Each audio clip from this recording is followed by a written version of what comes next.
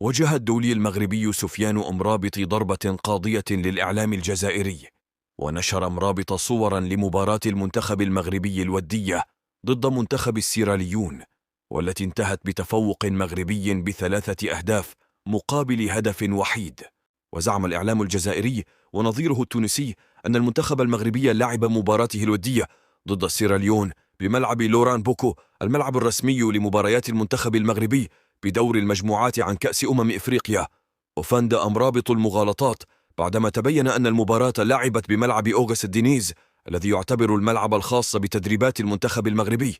ونشر أمرابط مجموعة من الصور، كما هو شأن أمين حارث ولاعبي المنتخب السيراليوني، يظهر فيها أن المباراة لعبت في ملعب غير ملعب لوران بوكو.